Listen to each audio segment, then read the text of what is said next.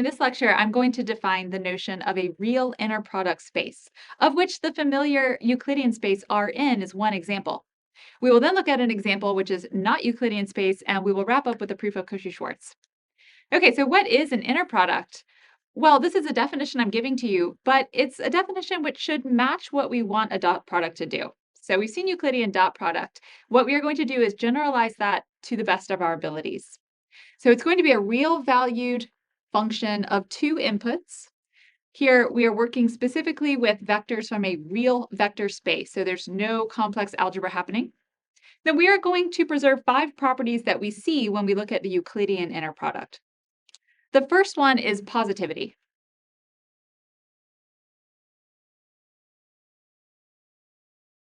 What I mean by that is if you take any vector in Rn and dot it with itself, you're squaring each coordinate and adding them together. That's never going to be negative. We're going to want inner products to have that same property. So V inner producted with itself, the inner product of V with itself is greater than or equal to 0. Well, when is the dot product of x with itself in Rn 0 if and only if x is the 0 vector? We will also generalize that to inner product spaces. This is called non-degeneracy.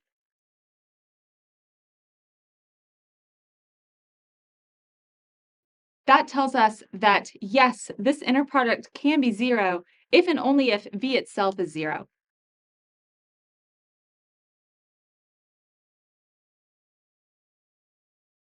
I'll write vector there, even though it's not necessarily the Euclidean 0 vector, just to emphasize that this is a scalar 0, and this is like the 0 vector from the vector space. These two properties go nicely together, as do the next two properties. So the next one is going to be, how about scalar multiplicativity? I'll just call it multiplicativity.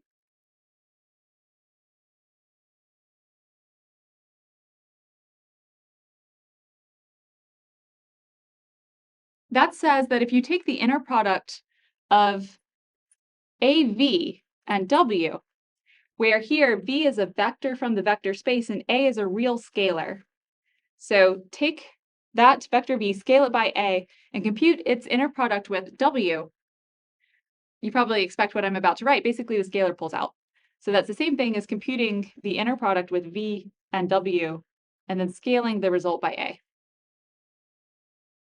The fourth property we will call distributivity, like additive distributivity.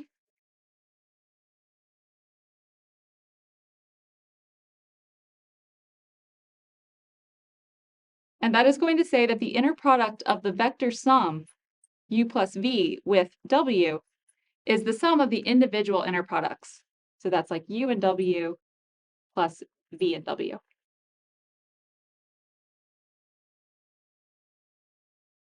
Okay, 3 and 4 also form a pair. You could call this linearity in the first coordinate.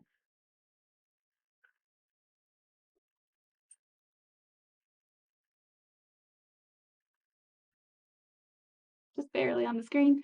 Linearity in the first coordinate.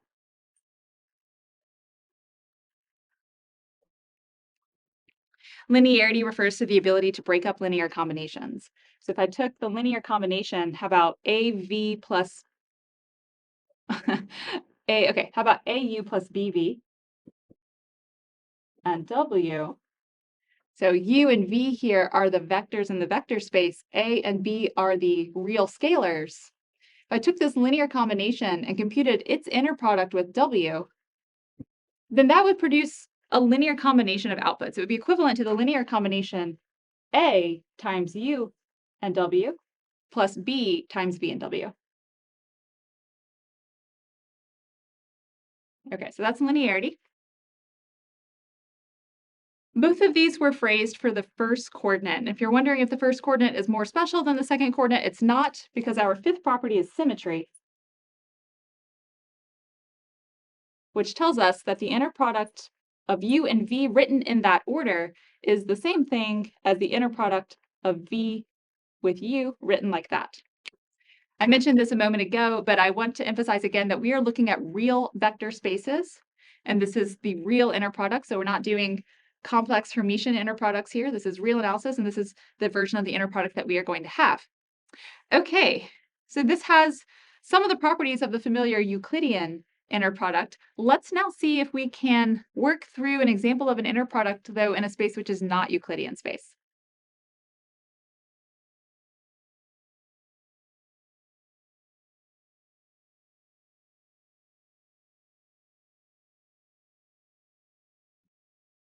In this example, we want to consider the set of continuous functions on the unit interval from x equals 0 to x equals 1.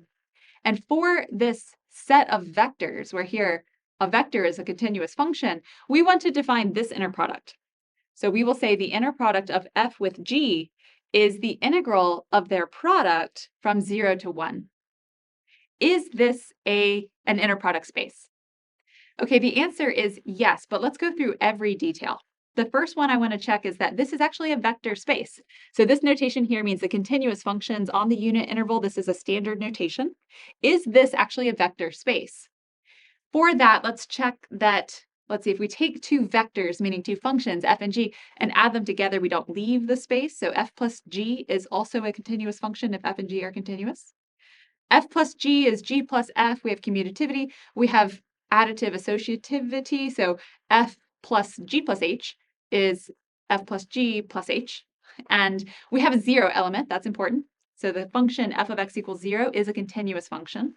We have additive identities because for any continuous function f, negative f is also continuous. So we've got all of the vector addition properties that we need to have a vector space. Scalar multiplication is literally scalar multiplication here. So for example, taking f and multiplying it by 2 to have 2f. That's also going to be a continuous function. The action of scalar multiplication, I'll just say it out loud, it is associative, it is distributive. The number 1 behaves correctly. I think that covers all of those conditions to have a vector space. Okay, so the set of continuous functions is a vector space. Next, we need to check, is this operation that we're defining here, let's say that we're writing this down for the first time, is this a valid, well-defined operation? I want to say it's an inner product, but first let's check that it is indeed a real valued function which can be evaluated on any pair of vectors from the vector space. So are there any functions f and g that I could not plug into this construction? The answer is no, this is fine. Because f times g will be a continuous function. The product of continuous functions is continuous. And all continuous functions are integrable from 0 to 1. So no matter what I try to plug into this inner product, this is going to work. Okay, so it's a well-defined proposal. Now we're at the point of having the 5 conditions.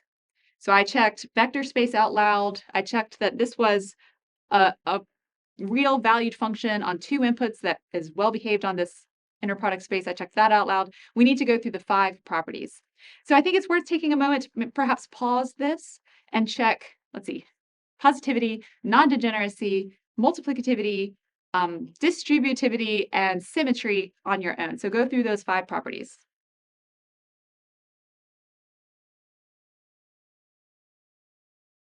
All right, let's check the 5 properties together.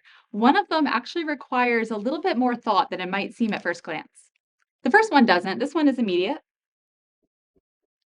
For positivity, what we want to check is if I took the inner product of f with itself, that's not negative. So the inner product of f with itself is the integral from 0 to 1 of f of x squared, so the function f squared. I'm assuming, by the way, maybe I should have said this at the beginning, that basic Riemann integration is something that we know how to work with. So I don't want to define what the Riemann integral from 0 to 1 means and go into constructions with partitions and things like that. So assuming that we've covered the properties of Riemann integration in the past, the integral of a non-negative quantity is not negative. So the square is not negative, so the result of this integration is not negative. The second one, though, is actually more subtle than you might think. For non-degeneracy, we want to say that this integral is 0 if and only if the function f is the 0 function. It's an if and only if statement, so let's start with, notice the inner product of the 0 function with itself is the integral from 0 to 1 of 0, squared dx, which is 0. Conversely,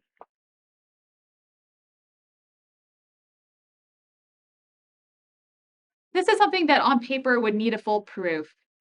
I'm not going to write a full proof here because the goal here is to give you an example of an inner product space. I will talk through the proof or the idea of it out loud. It would be a proof by contradiction. So conversely, suppose that the inner product of f with itself was 0.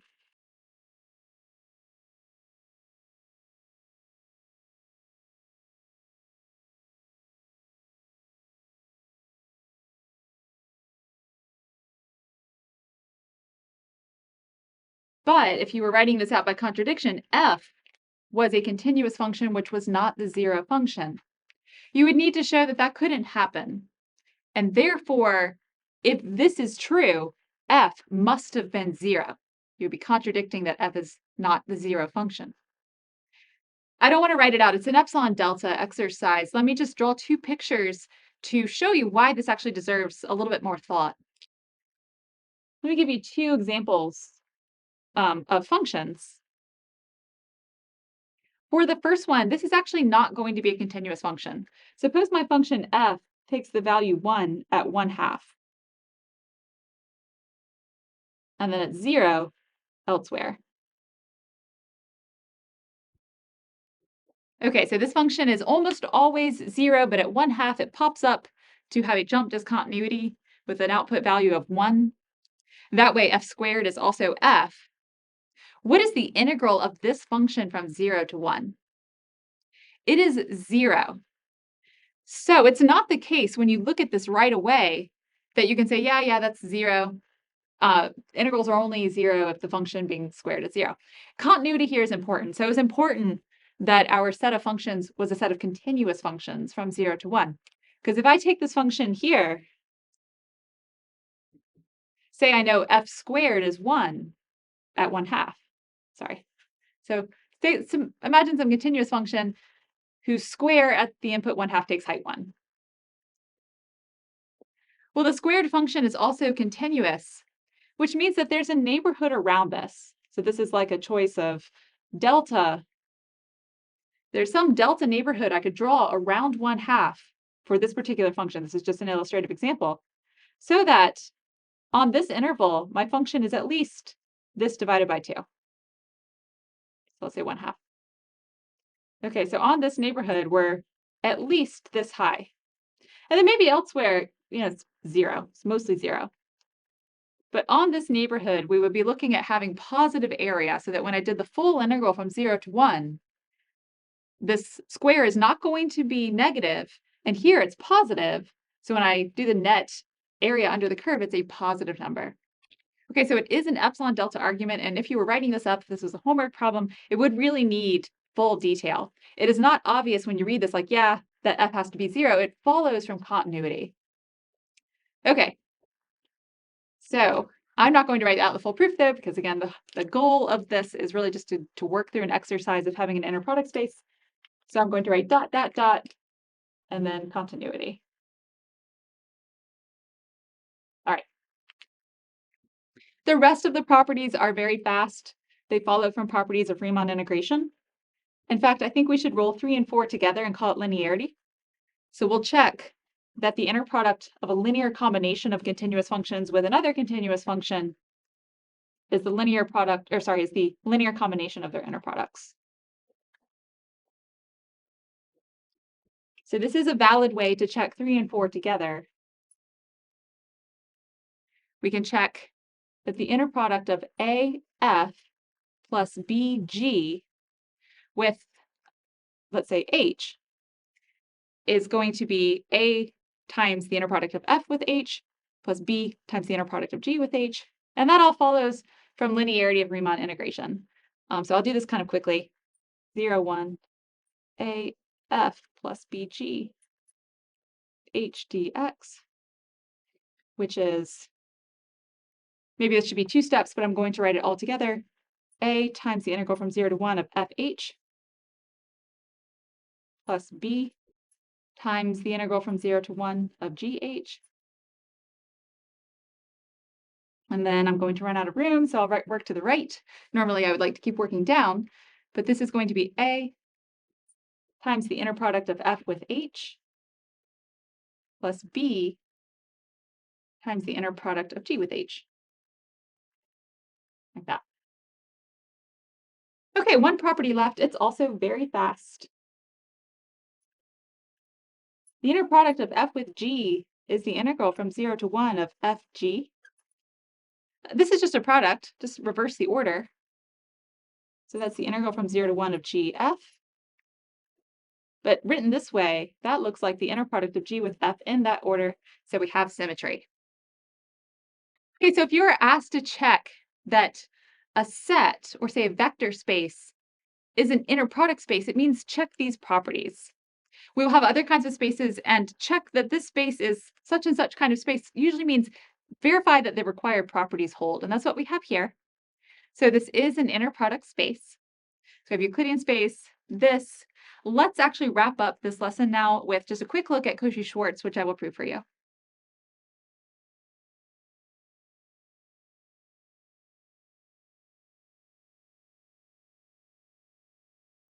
Let's wrap up with a quick look at the Cauchy-Schwarz inequality on real vector spaces. I have phrased this in a way which might be a little bit different from the typical presentation if you just Google Cauchy-Schwarz, but let me talk you through what this is saying and why I've chosen to write it down this way. So in a real vector space, if you take any two vectors u and v, compute their inner product and square the result, that is less than or equal to the inner product of u with itself times the inner product of v with itself. Often you would see this equivalently as the inner product of u with v on the left-hand side is less than or equal to the vector norm of u times the vector norm of v. That's like square rooting both sides here and bringing in vector norm, but I wanted to phrase this entirely in terms of the inner product because that's the theme of today's video. So this is like an inner product only form of Cauchy-Schwarz, but it's equivalent. So it could be an exercise to put this into other expressions that you might see. Before we prove this, let me relate it to a familiar formula from Rn. We have vectors x and y. We know that their dot product, so this is like the Euclidean inner product, can be written as the length of the vector x times the length of the vector y times cosine of the angle they open up between them. To put it in the form that we have, let's square both sides. Working with Euclidean expressions here, I wrote dot product just so that that formula would be like instantly recognizable, but I might as well call this left-hand side their inner product squared. That's what we have here. Then the magnitude of a vector in Rn squared is the same thing as that vector dotted with itself. So the length of x squared is x dot x. So the second one is y dot y. And then cosine squared. This is equality. Cauchy-Schwarz is an inequality. But notice that cosine squared is between 0 and 1. So an upper bound on this squared expression here would be 1. So in fact, could just cross it out, but let me rewrite this one more time. If I replace cosine squared with its upper bound, 1, if anything, we go up in size. And so we would be able to say that the left-hand side, the inner product with x with y squared, is less than or equal to the inner product of x with itself times the inner product of y with itself. So Cauchy-Schwarz is kind of like a generalization of this familiar formula relating dot product, vector magnitudes, and cosines of angles between them. That's like a particular form for Rn. Cauchy-Schwarz is something that we have for a general inner product space. Okay, I'm going to step aside for a moment, then I will come back, erase this, and we will finish with this proof.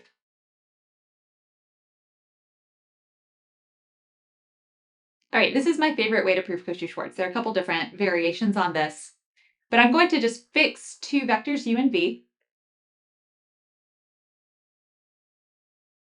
So choose any two vectors u and v from our vector space. Define the function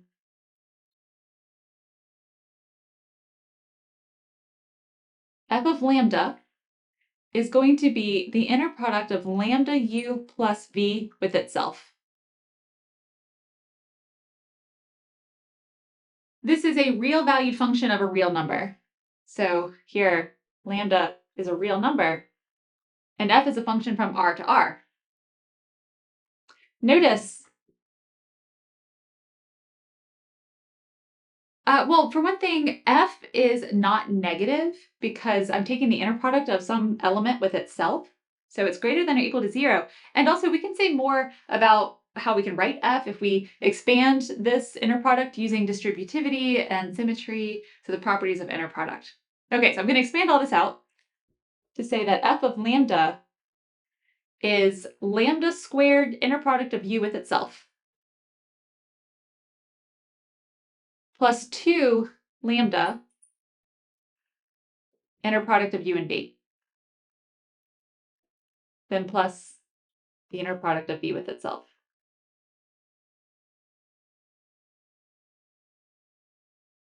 Okay, this is actually a quadratic equation for lambda, which is not negative. So u with u with v with v, these are all just numbers. So this is just a plain old quadratic equation for lambda, and it cannot ever be negative. So if we were to graph f as a function of lambda, I could have no roots. I could have exactly one root, but I could not have two roots because there can't be a zone where my function would ever cross the lambda axis and be negative for a while. Okay, I don't know if this picture was clear, but basically what I'm saying is that there can be 0 or 1 roots to this quadratic equation. There cannot be 2, because if there are 2, then we cross below the lambda axis and our function f would be negative. That violates positivity of this inner product.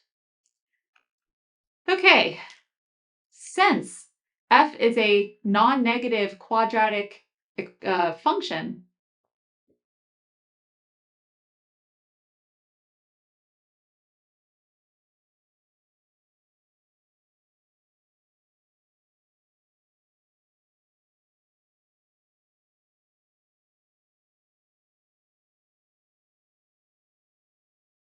it can have 0 or 1 roots.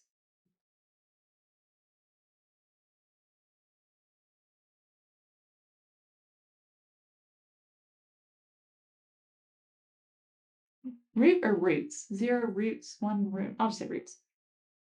I'll say root. It can't have 2 roots. So the discriminant of this quadratic is less than or equal to 0. So that if we were to compute the roots here using the quadratic formula, the b squared minus 4ac would not be positive. That would lead to 2 distinct roots. It's either 0 or it's negative. So we either have 0 roots or exactly 1 root. But what is, let me say the discriminant.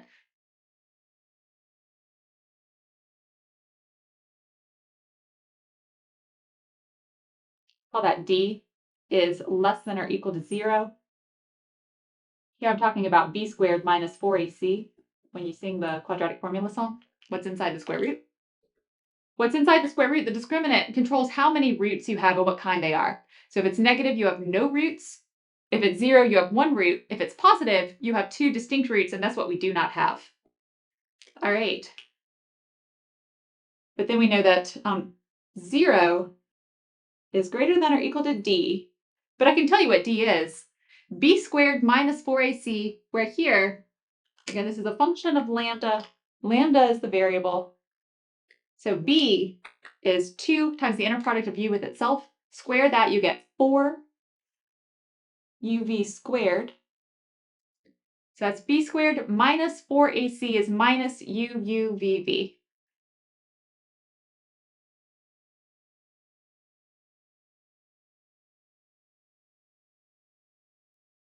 All right, what I want to do is cancel out the 4s and bring this over, and then we would have uuvv is greater than or equal to uv squared. That's the reverse of what we have here. This is just algebra, so I think what I'm going to do is draw an arrow and say that this implies, how about I do, I'll just write it this way, uv squared is less than or equal to UU, VV. Okay, so we're at the end. All right, so from here to here, it's just rearranging terms, canceling out force, and we get the Cauchy-Schwarz inequality. All right, that wraps up this look at inner product spaces. Thank you for your attention.